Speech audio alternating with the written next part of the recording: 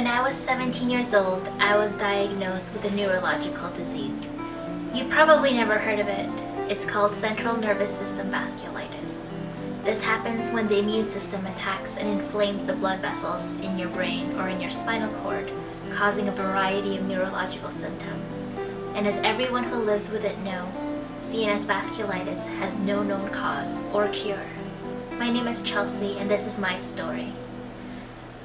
I started getting these constant headaches.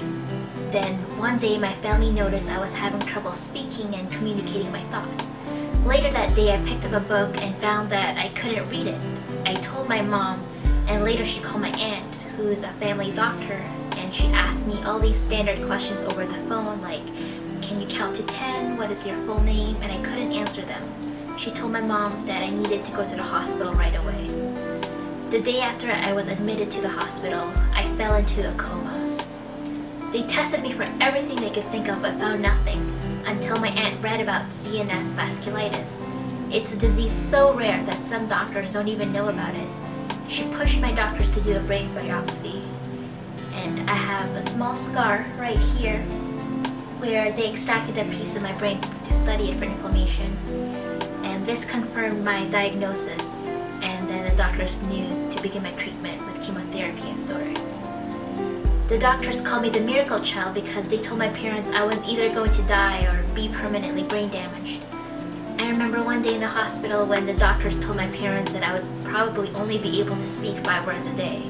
And when my parents told me this, I said, "What do you mean I can only speak 5 words a day?" It took a while for me to get back to normal. At 17 years old, I was supposed to be preparing for university and spending time enjoying the last part of my childhood, but instead I was relearning to walk and going back and forth to the chemotherapy ward. Each day that I speak well, walk well, and remember to do things like how to play the piano is a success. Everyone's story with CNS vasculitis is different. I was blessed to have gone 6 years without any symptoms while in remission. During that time, I graduated from college, traveled abroad, and met and married my husband Alex. But unfortunately, without a cure, my illness can return at any time without warning. At the end of our honeymoon in Europe, the vasculitis attacked the optic nerve behind my left eye, and it started going blind, and I was hospitalized for almost 2 weeks until my vision eventually returned, partially damaged.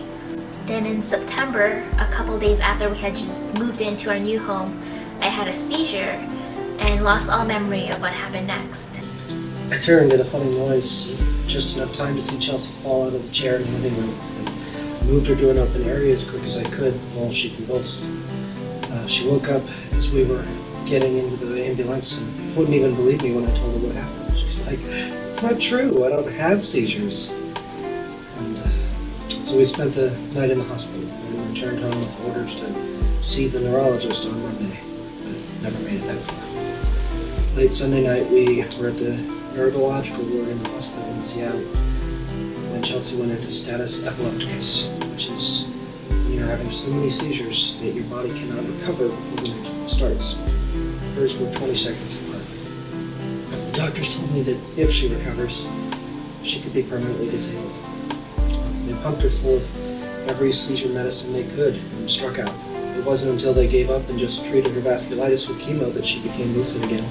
And a few hours later, her hallucinations started.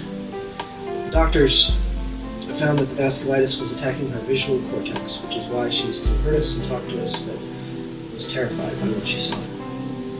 For 3 weeks, they treated her with chemo and high-dose steroids and a myriad of other drugs to try and bring her back to herself. And on October 23rd of last year, 24 days after her first seizure with a bag full of pills, finally came home. A couple of years ago, I volunteered at a Thanksgiving dinner for people who have neurological disorders, along with their families. Some of these people have disabilities because of a major stroke, epilepsy, or a different illness. Some of them have forgotten how to talk, how to walk, and I thought to myself, that could have been me if my disease had not been treated in time. Let's put our brains together to cure brain disease and give hope to people and their loved ones who have to live with a neurological disease every day.